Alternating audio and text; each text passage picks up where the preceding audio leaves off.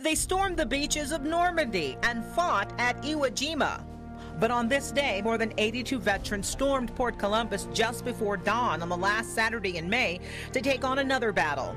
Just signed up for another tour of duty. You can make it. Honor Flight began in 2004 in Springfield, Ohio, an all-volunteer force with one mission. Everyone does this out of their love for the veterans, their desire to show their respect and thank you to them for serving our country and the sacrifices that they've made.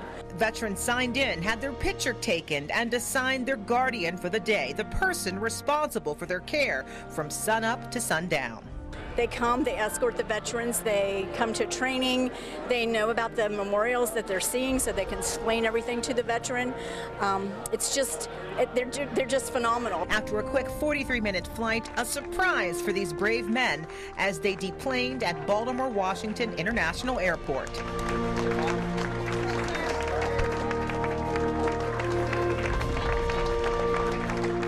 A group of military members and dozens of civilians applauded and cheered them as their day began. The veterans don't expect that, and I've had individuals who have wiped a lot of tears. One individual told me, he says, I didn't think that they remembered. National Park Police provided an all-day escort to keep these vets moving. Their first stop, the Air Force Memorial. This is very nice, very impressive. The whole trip has been, it's just wonderful.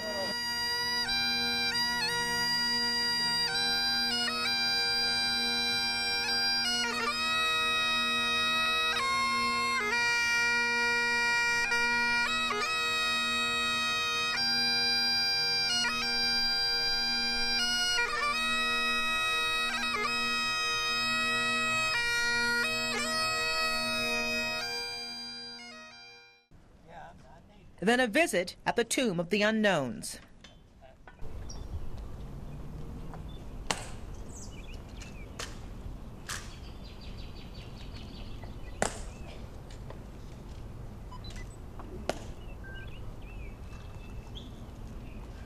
Next, the World War II Memorial, where Senator Bob Dole, one of several people responsible for having the memorial built, greeted veterans as they arrived.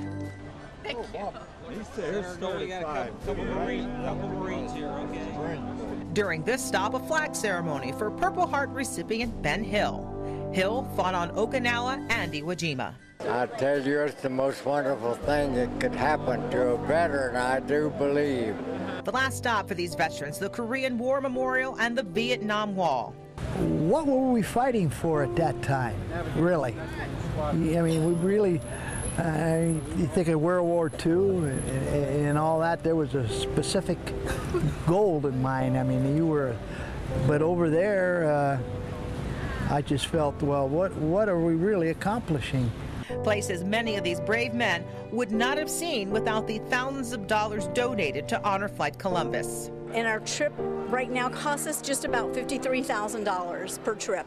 We've had 3 trips. This is our 3rd trip of the year, and we have 3 scheduled for the fall. Before long, it was back to the airport for the journey home. And much like the parades and celebrations in cities and towns across the nation when the wars were over, one last surprise waited at Port Columbus.